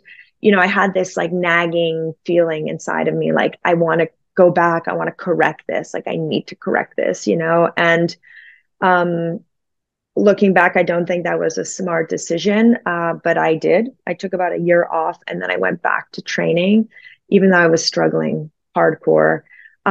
So yeah, those years back, after the Olympics were never the same. I could never, my output was maybe 200%. I couldn't have tried harder, but the results, what I was able to do was just not, I just was never able to kind of get my way back. The struggle was just real and ever present and constant. And so, yeah, I really wanted to go to the next Olympics in 218 in Korea. And I petered out. 217, I just thought I can't, I'm killing myself. I really, and I, those years I had some pretty suicidal years, from constant pain. So I just, in a way, was literally killing myself. And I thought, I can't do this to myself anymore. Yeah, and ultimately just decided to pull out. I didn't make it, but I tried. I really tried, and that's it. Yeah, that is what I wondered. I did always think if you had placed or won at the Olympics in 2014, would you have laid it to rest? And I feel I did always wonder, is that why you kept pushing it and pushing through all this pain and these injuries and like serious like injuries that like most people would not try and push through? You were like, no, I'm not having it. I'm going to prove my body can do this. Yeah. I mean, it's hard to say what would have been, but I think, sure, like I'd had a great career, I'd won the X Games, which was a big goal of mine. I had several medals from that event, and I just wanted to go to the Olympics, and I knew I had the ability, the capacity to podium there. Of course, I would have loved a medal. I don't know if for sure if I would have retired, because it's, when you're competing for your whole life and yeah, you've done sport and you've identified with the sport your whole life, like your identity is married to the sport, to what you're doing, and so that separation would have been complex at any point. I do think probably I would have slowed down, but I can't say for sure. But I do know, because I didn't perform at how I wanted to in Sochi in Russia. That is a big reason why I went back. It was probably ego driven. At least in large part, was just like, no, like I want to end on my note, on a high note. I want and that was, yeah, probably flawed. I wish I had done it differently, to be honest, because I still to this day pay a heavy price, and yeah, 217, 3 years later, 2.5 years later, after coming back, I was just like, look, I can do the shoulder. I've dislocated my shoulder by now 40 times, probably. I can do the knee reconstructions, even the pancreatic thing, but like my head is where I must draw the line, and I wish I'd done it sooner, but that's life, everything's crystal clear in hindsight. So yeah, you live and learn, but yeah, I think in sport, we push ourselves, especially in freestyle, you're like, that's what you're there to do, push the limits, right? Yeah. Push the human capacity. And so it's difficult to draw that line, but it was time. I think it shows incredible strength of character as well, to be like willing to try and overcome something like that. Like it's, yeah, I think it definitely says a lot about your personality. But I did always wonder, like, if they'd ever got to the root cause of why you were experiencing them. Do they think it was from falls, or do they think it was like some form of repetitive strain injury, or like did you ever get any answers for that?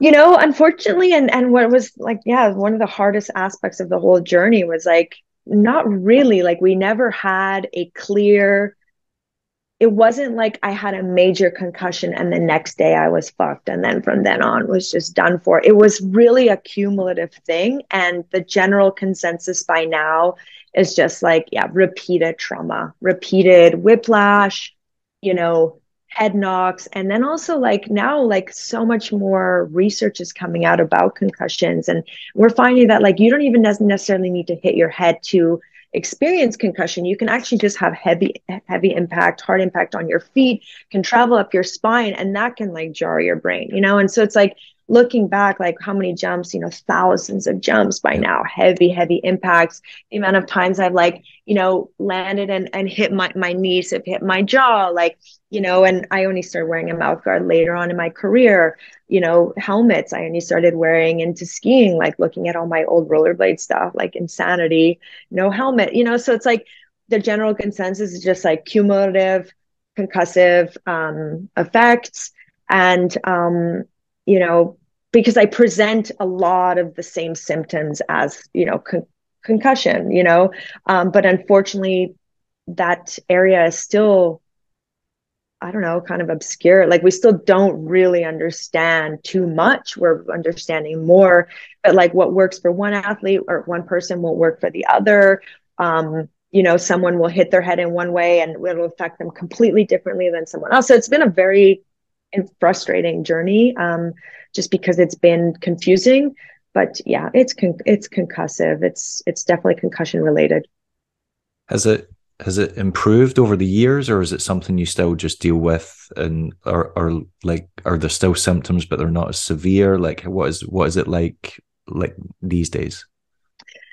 Only in this last I'd say 10 months since I started with this new neuro team, where we focus on like a lot of eye tracking, movements, exercises, kind of retraining the patterns in the brain, creating new tracks, kind of trying to get rid of the old tracks. Because when you're in chronic pain, like the injury that may have caused that pain can no longer exist. It doesn't even need to exist in the body anymore. It's your brain is looping the same thing because that's what it knows.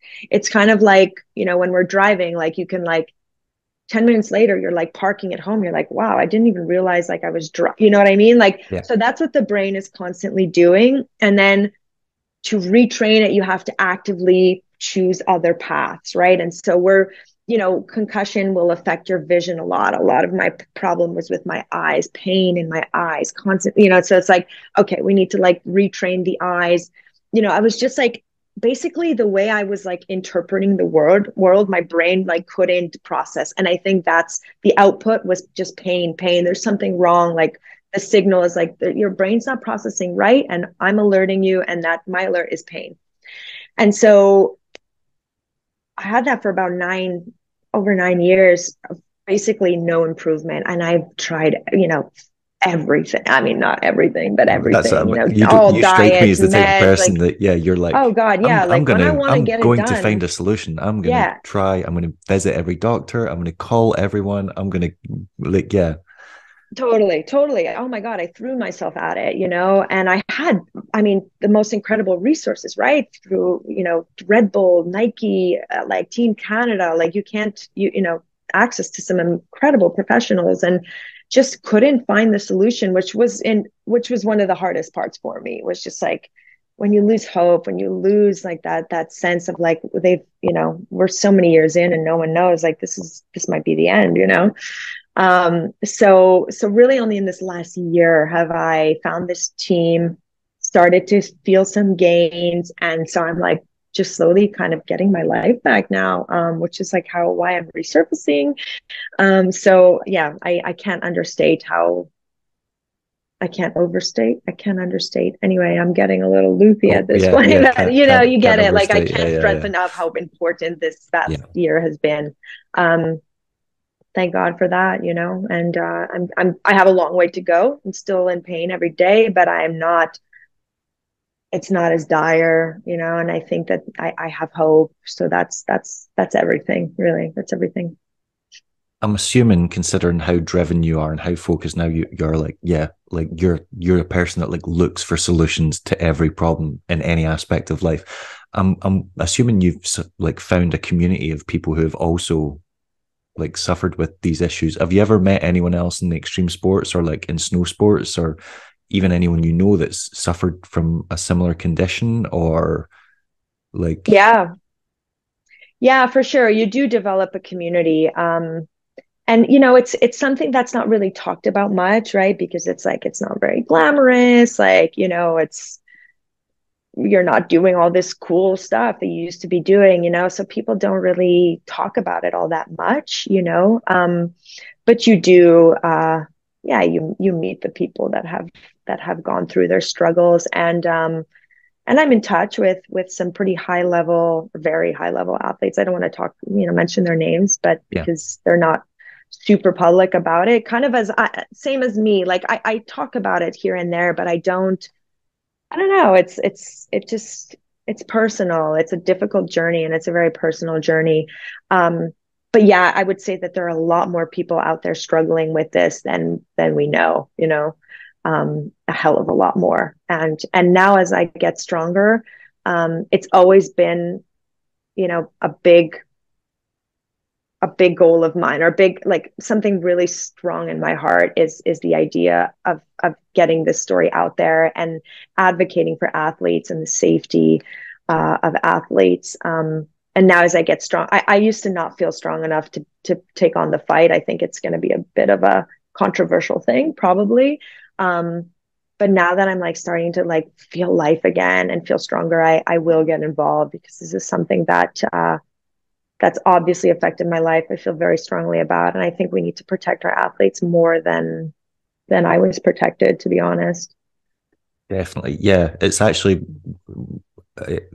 I think came up in the UK not too well in the last few years, where they've actually banned in kids sports, they've banned kids from being able to head the football in like football matches, like for under 18s, because yes, there's done a lot of research and it's linked that it can cause like long-standing, brain, like mild brain injuries that can obviously develop and get worse over time, and because their like bodies aren't fully developed and things like that. So I feel like we are becoming more and more aware of it. But yeah, in extreme sports, because extreme sports is so new in relation to the other sports, like you've got boxing and stuff like that, where they've got like these medical professionals on, like always like checking their brains to make sure there's no swelling or, you know, whatever. But because extreme sports is like such a kind of, it's not existed that long, that we don't really have that network there. So it's like all this stuff could be happening that we just have no understanding of yet. Yeah. For sure, for sure. It's a growing field still. You know, I think there's still so much to learn. Definitely in my career, I mean, look, at the beginning, there was nothing, no team, no doctors, no nothing. They just were, you know, rogue, really out there just doing our thing. Then, of course, when Olympics is introduced, we have national teams. So then you have doctors. But even then, like, you know, I begged the team for help. I told them I was suicidal. Like, it was problematic. And I needed more help than I got, you know? So I think that we still have a long way to go, Yeah. basically, you know, we still have a long way to go, but it's good that people are waking up to these things, because yeah, we're seeing, NFL athletes, football athletes, American football athletes who are, you know, killing themselves at 40, Yeah. 50 years old. And then you see their brains and they're like completely fucked up, right? Because of their trauma from their career. So it sucks, because it's the less glamorous aspect of the sport. You know, it's not fun to talk about, but it's the reality, you know. And I think we need to protect each other, protect our athletes better than we have in the past, and I think we're getting better at it. Definitely. You know, So you retired in 2017.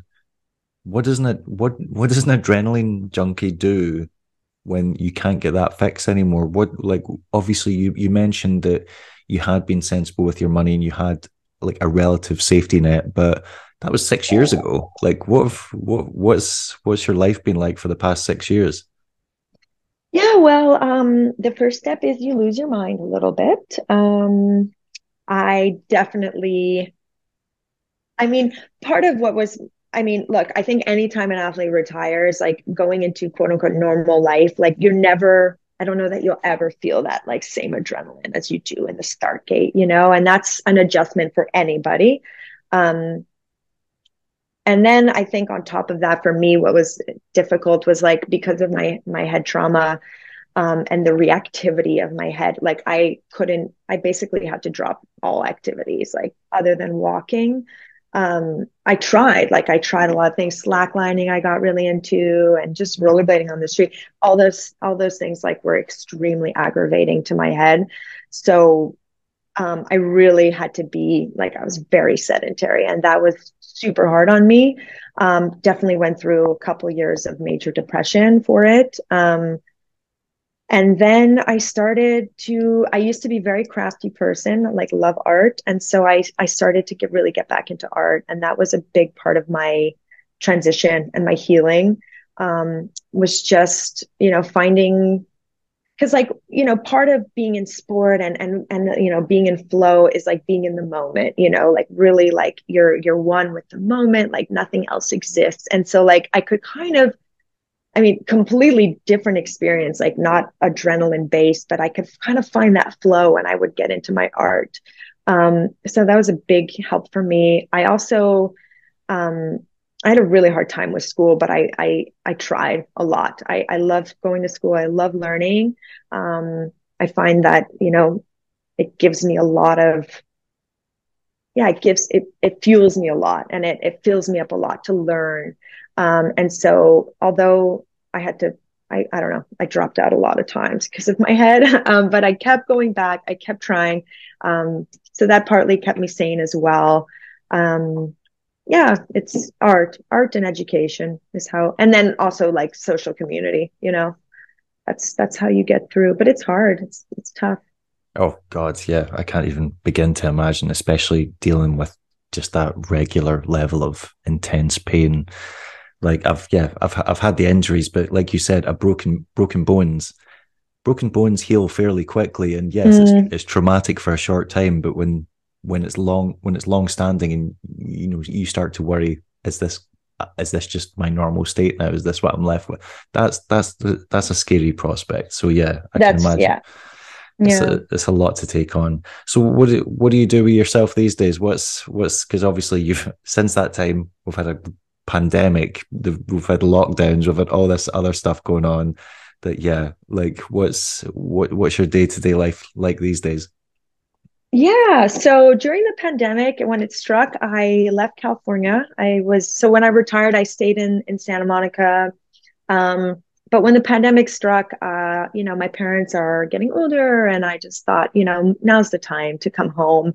And I actually really needed that support because of my health issues. So I was like, okay, I'm heading home.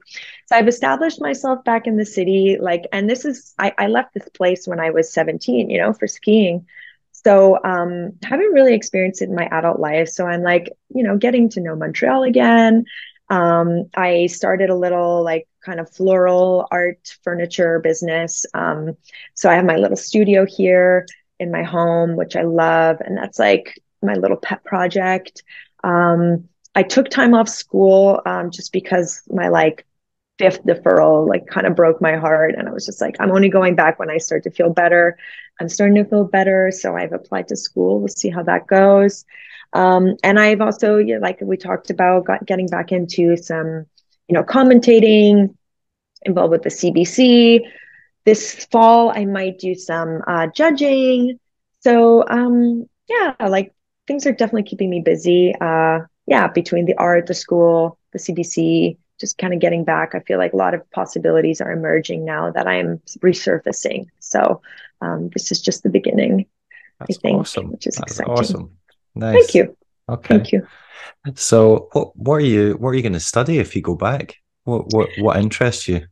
So psychology, sports psych, or Right. performance psych, more general, is what fascinates me. I started working with a really brilliant sports psychologist, Mike Gervais, in Cali, like in 2010 or 2011. And so I loved our work. Like I absolutely loved what we were doing. It was not just sports based, but really like individual based, you know, who you are. You know, he had some training in Buddhism. And so it's like really kind of unique. Yeah, he had a unique take on psychology and performance. And I really loved our work. And he was one of my big inspirations. And I would love to go back and study performance, you know, when, you know, I'm just fascinated by the mind and, you know, when things are on the line, you know, how do we show up and how do we also inspire, like just the kids? Like, I'm really interested in like, you know, people at a really young age, like, and the question of why was I able to do what I did, and, you know, versus other kids who didn't, you know, like those things really fascinate me. So I will be studying psychology, trying to find the answers. Yeah. Plus you have a unique perspective on it. And I imagine you could write a wildly insightful thesis just on your own experiences about how you overcame like mental barriers to achieve the things that you did, and obviously afterwards to basically overcome such adversity with head injuries and things like that. I could see you being very good at that. Thank you. Yeah, I hope so. You know, that's the way I kind of see it, is like I've had the experience, like I've lived the experience, and now I kind of want to back that up with the theoretical knowledge and then pair that. And I think that's a really a great pairing, a strong pairing. Okay. I've taken up a phenomenal amount of your afternoon. I've just realized we've been doing this for like 2 hours. So I'll apologize for interrogating you relentlessly for that entire period. What an interrogation. No, not at all. It was a pleasure. It's really cool. I love talking about this stuff. I mean, all I've been talking about is myself. I'm not such a narcissist. That's the whole point of an interview. If you can't talk about yourself in an interview, you know, when can you? So I guess so, yeah. I've loved this. I've wanted to speak to you for years. Like, as soon as you started making a name for yourself in snow sports, I was like, that is riveting that you can transfer one experience to something else and become so successful in it. And then all the other stuff. So thank you very much for taking the time to do this today. It's been an absolute pleasure. Thank you so much. Thank you. I really appreciate you reaching out. And again, I'm sorry for the lack of communication, but I'm glad we made it happen. It's really important. I look forward to keeping in touch. Let's definitely keep in touch. Do you travel around to events? Do you ever come to North America? Just got back from Winter Clash. I don't know if you know that event. Yeah, it was in Eindhoven. I like hosted panels there and like interviews. Sick.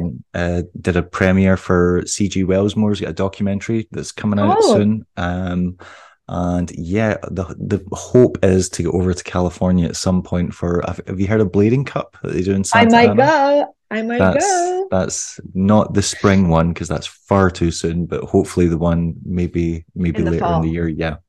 Okay, cool. Awesome. Well, then I hope to meet you in person. You too. Yeah.